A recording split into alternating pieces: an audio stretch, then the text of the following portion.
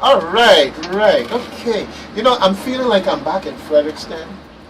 We were in Frederickston Yeah. last Thursday on the Hey. waterfront, um, doing the show from there. It was fantastic. The backdrop, the people walking by doing their morning exercise. Hello, how you doing? Kind of thing. It And then was the dad really- was getting involved, like, burp, burp, burp. And I was like, okay. Everybody coming through. So this is one of those mornings. So you just move from Frederickston back here. So good morning, Dr. Christensen. How you doing today? Good morning. Fine, thank you. It's a beautiful day in paradise. All right, all right. Not quite in Frederickston with the backdrop, but I hear you. I hear you. Well, you know, there's a lot that's been going on. You know, we went through elections and we're here, and I remember when I exited politics do you really ever exit, you know? But I'm just saying, at the time, I discovered so much that was going on around me and so much to get involved in. And I hear you in the Economic Roundtable and the things that you're involved in. I said, okay. One of the things I've been learning how to do is how to say no, because there's so much to get into. So tell us a little bit. and I do say no sometimes, but Tell us a little bit about what's yeah, going on. you know, I spend time here between here and Washington D.C., where I stay with my children and grandchildren, and I'm doing some consulting with a company called Gilead Sciences. They are a biotech firm that produces medication primarily for AIDS and hepatitis. They have one of the drugs that cures hepatitis C, and I'm finding that we have more than I would have thought cases of hepatitis C in the Virgin Islands. The epidemiologist has shared that with me, and we're looking to see what I can do through that company to be of assistance here in the territory, because what I'm consulting to do is to reach out to minority groups and countries in the Caribbean to help negotiate between them and the company on access to the drugs. The drugs are relatively expensive. They're not relatively expensive. They are expensive, but not as expensive as it is to treat a person for a long period of time with hepatitis C. And the drugs can cure hepatitis C within the space of 8 to 12 weeks. And otherwise, it's a long history of cirrhosis or liver cancer and all of the things that go with it. So, well, you know, there's that saying, you know, it might seem expensive now, but either you pay now or you really pay over time. Later. And the interesting thing is that I'm consulting with someone who used to work for me. He's a young man that I hired to help me run my health brain trust when he was working on his master's at GW, and he's now in charge of global government affairs for the company. And so I'm consulting with him. Well, it goes to the thing, it's a small world.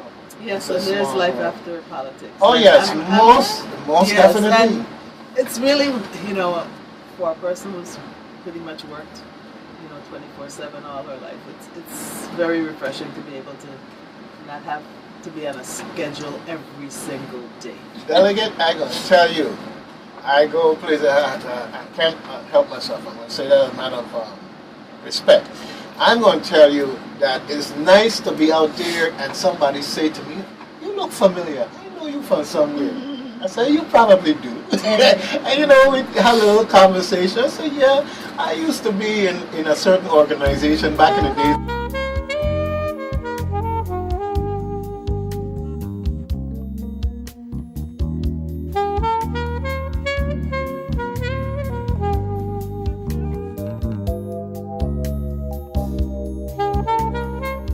And I know what my record says and so forth and so on, you know. But And you know, I hate to hear people say politics is a dirty business, because it really doesn't have to be. it doesn't And have for to be. many of us, it is not. Exactly, and it's the fuel that do the things that they do that give it the name that it has. And I there understand. are a few in whatever profession Whatever. or whatever business that always will go afoul of the law one way or the other.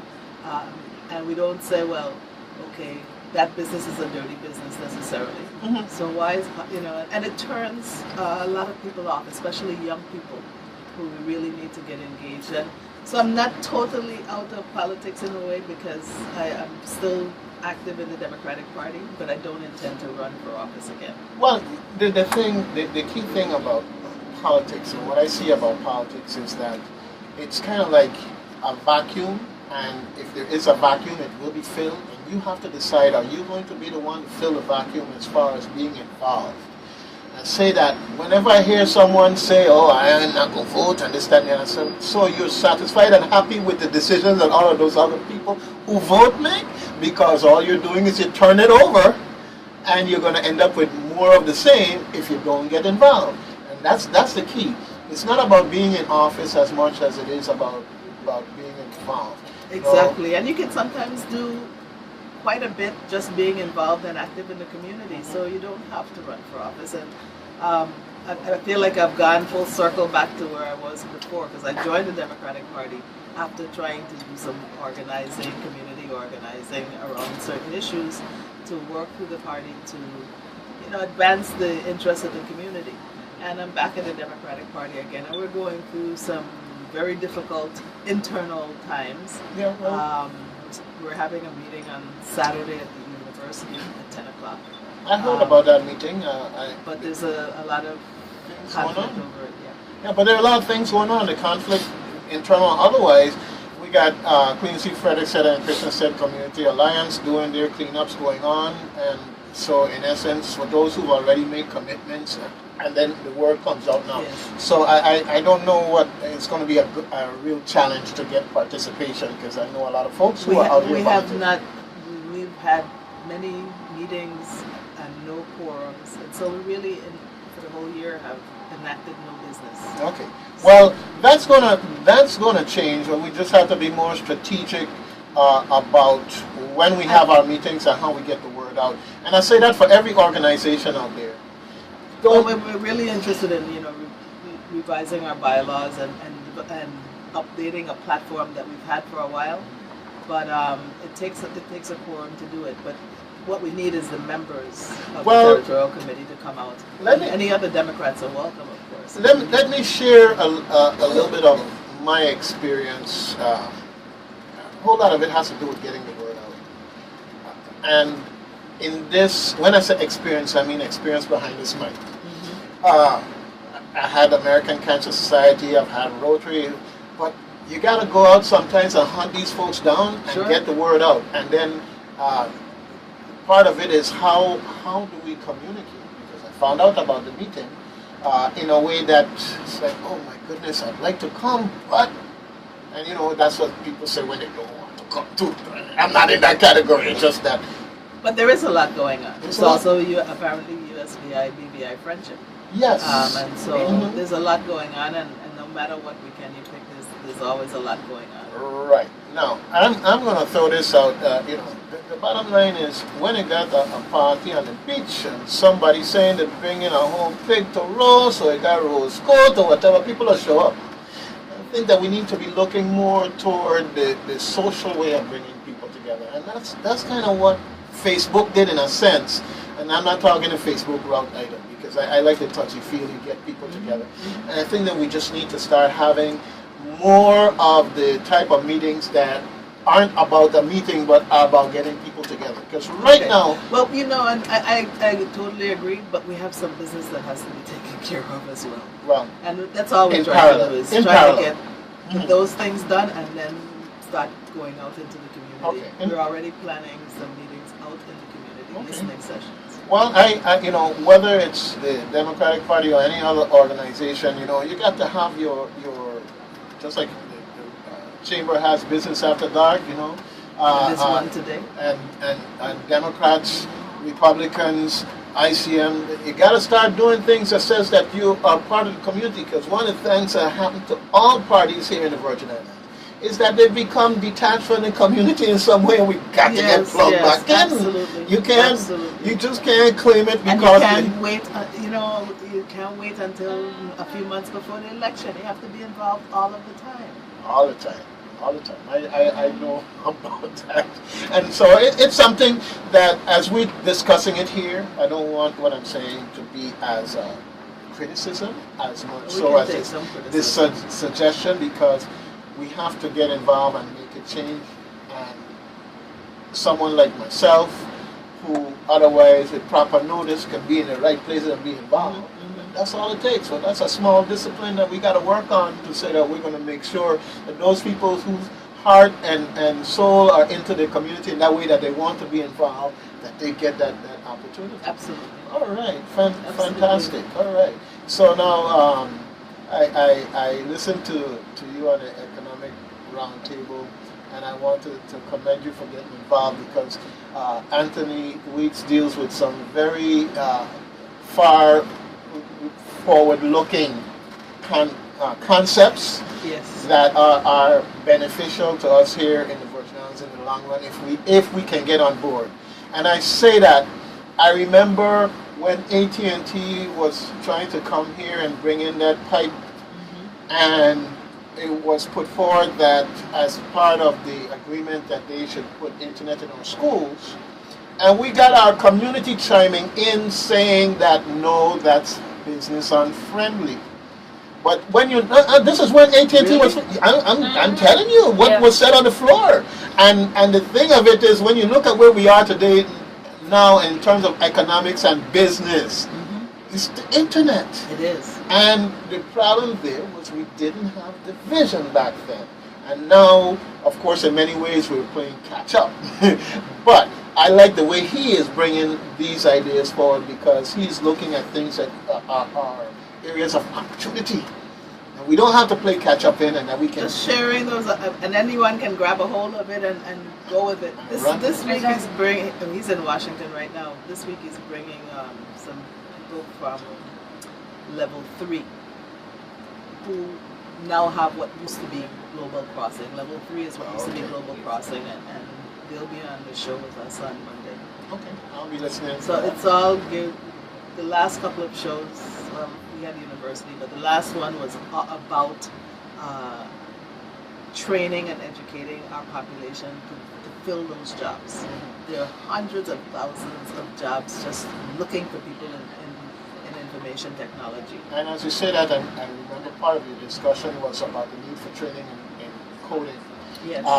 We really have to look at our education process and how are we training to the jobs that are out there.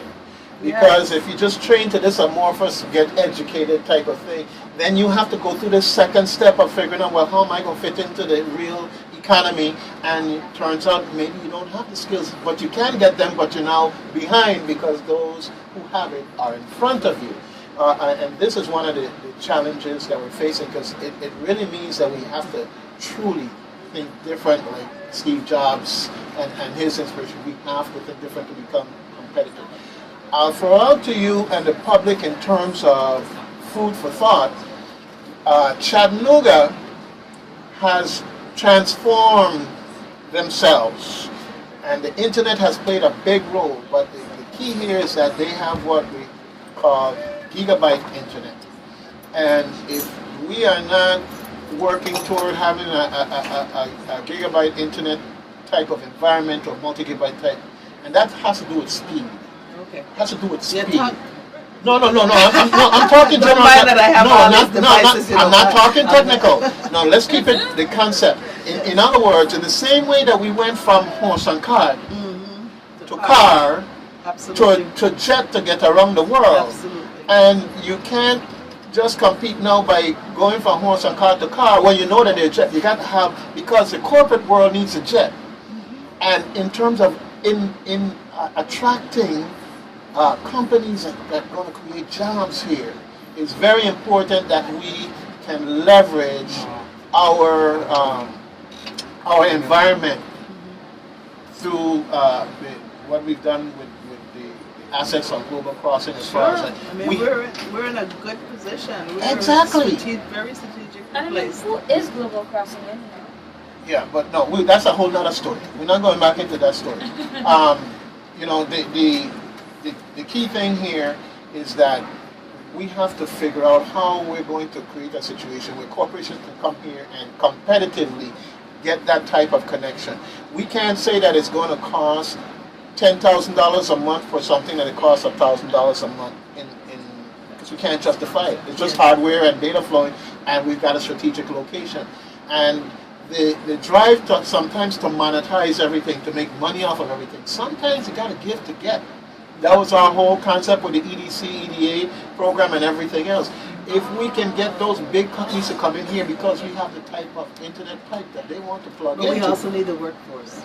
Oh, yes. We also need the workforce. Yes. We need them to come and be able to hire and give jobs with good pay to our local people instead of having to bring in parallel folks. And so, yeah, that's where we were focusing on. And I was speaking to Gregory Christian from, I think, Pentium First is his company, and he's been pushing having a long-term curriculum that starts from the 7th grade. We're losing our kids in that age group, and it's because we have this amorphous education, and children are not being directed in one way or another to their interests or their passions. And Juliet Penniman, who graduated from Central with my stepdaughter many years ago, not many years, in the 80s, speaks to that a lot. She's has been an assistant superintendent of schools in Reading, Pennsylvania, one of our local groups, but she's been really talking a lot about the need to develop these career tracks. And we have them, but it needs to be started in the junior high school. And the coding and all of the other functions that are required to bring in those companies and prepare that workforce need to start back then. Well, the key thing is once we find out what we need in terms of educators or skills, because sometimes you'll have someone that can teach the technology, but they may not be the educator, and who could be an associate instructor working in tandem with an instructor. We've got to come up with a strategy how we're going to create a classroom environment, not just one here, one there, but something that's going to be a track, so that if you want to follow this, then that can let you jump over things like, well, where you live and what school you go to. But if you are tested and otherwise show the inclination and have the interest, that you could get past those and get into the school and get into the track and do those things. So we're talking, and the importance of the talk to me is that we see the like-mindedness, and so any way in which I can help to generate the traction and movement, just let me know, because otherwise, this amorphous ball of folks walking out of high school after 12th grade saying, okay, I'm going to college. Well, not everybody wants to go to college. And then those who go to college, and we don't have an infrastructure for them to come back here because they did go into technology and we haven't developed a business environment that makes it conducive for them to come back here. So we got these multiple challenges, and I'm just saying that more than just hot air, to the extent that something that I can help to do it. This platform can be used in any way. Let me know, I'll be happy. Sure, and that's where life ends. That's where life starts after politics. You're here to be helpful because it's still your home, in or out of office, and you just want to find ways to be of assistance and to help to support those who are in office and move this territory forward. I'm also doing a little politics with Hillary, of course, on the national front. So looking forward to it. I love the vice president. And I know it's been very difficult for him. But the guessing game of will he or won't he is over now. And we can really just focus on getting out to the people. Hillary has a big day today. Yes, she does. Going before yes, I'm going to be listening as soon as I get off this committee. And it's really amazing with the degree of poverty within the United States and the Virgin Islands, and the degree to which education has problems, the degree to which infrastructure has problems, the way they can just pigeonhole themselves into something that is otherwise of not very much substance. I mean, the first hearing probably took care of it. How do we move forward? How do we prevent this from ever happening again? And it's not just a State Department issue. It's an intelligence agency issue as well, because the intelligence was not there to provide, the preventive measures that may have had to be taken just before that happened. Well, the bottom line is the person who is trying to get a job, the person who's trying to launch a business, the person who's trying to raise a family, they're not paying attention to that stuff. And I believe that there's going to be a backlash eventually because people are going to say, hey, it's starting already. I don't want to be a part of your emotional cost. I want to do something for my family and my community. There's a lot of investment that's needed in, as you said, infrastructure and education, even more in healthcare. And there's a lot of jobs that are still needed. Infrastructure yes. alone. And the president has been trying for so many years to get an infrastructure bill. Delegate, you don't have to tell me about that. The Republicans were all for infrastructure until he became president. And you could say that about a number of things. And he basically took their plan back to them and said, hey, let's do it. He did a lot of that in healthcare and healthcare reform that they keep trying to repeal, the Affordable Care Act. Many of the things that are in there are taken from Republican initiatives that were taken back years ago. Well, yes. The one thing that's clear is that for a few who don't seem to get it, like Jeb Bush, this whole cry about repeal Obamacare, folks just don't understand what this whole repeal thing is about. And I'm going to just put it in a nutshell from my perspective. The bottom line is that the insurance companies have so much to gain if we can repeal it, because their profits are going to go sky high because they don't have to do the things that they're doing now. They're not restricted. Right now we restrict them to a certain amount that they can use for administrative costs. The rest have to go to provide services, and so that's a big issue. The plan is, with the gridlock that we have in Congress, if they can repeal it, they know it might be 20 years from now that we get back to it. And that's 20 years of profits. The exercise of futility it's all politics, because they know that the Senate is never going to pass it. They have passed it in the House over 50 times already, but it's not going anywhere once it gets over to the Senate. The 60 votes are just not there. And so it's just politics. Politics and PR. Dangerous PR, because sometimes if you're not telling the other side of the story, people start believing what they hear. And they are believing. People do believe it. Yeah. I mean, it's the classic one is where the lady says, I'm totally against Obamacare. I don't want anybody touching my Medicare. I don't want the government in my health care. I don't want the government in my Medicare. Did you see what happened? I believe it's in Kansas with Governor Brownback, his name, whatever, that basically drove the state almost bankrupt at the rate that they're going. I mean, they really cut. Well, I'm saying in the context that when they refused Obamacare, they cut back education money. They cut, and now they're in crisis. Wow. It was an experiment that the private sector was going to step up and fill the void.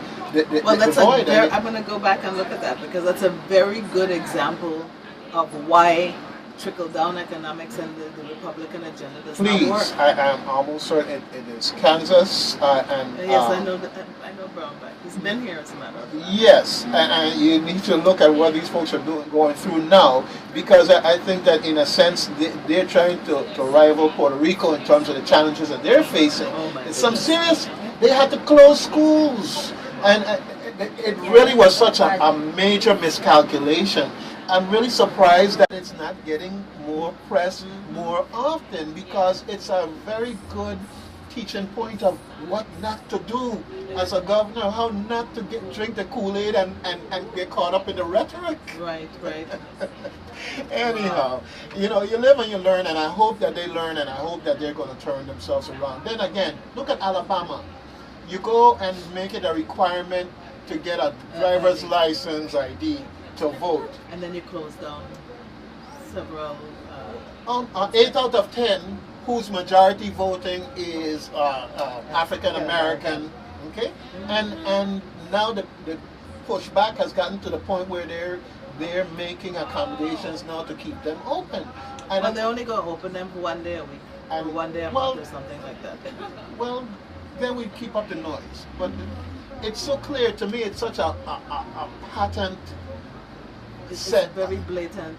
Exactly. What they're trying to do. So and it's been going on for a while. And that's why that section of the Voting Rights Act needs to be there, but it probably needs to be extended to some other places. But that section, I think it's 5, maybe it's 5, that Title 5, where certain states, because of their past practices, have to have extra oversight when they're making changes in election law. Yeah.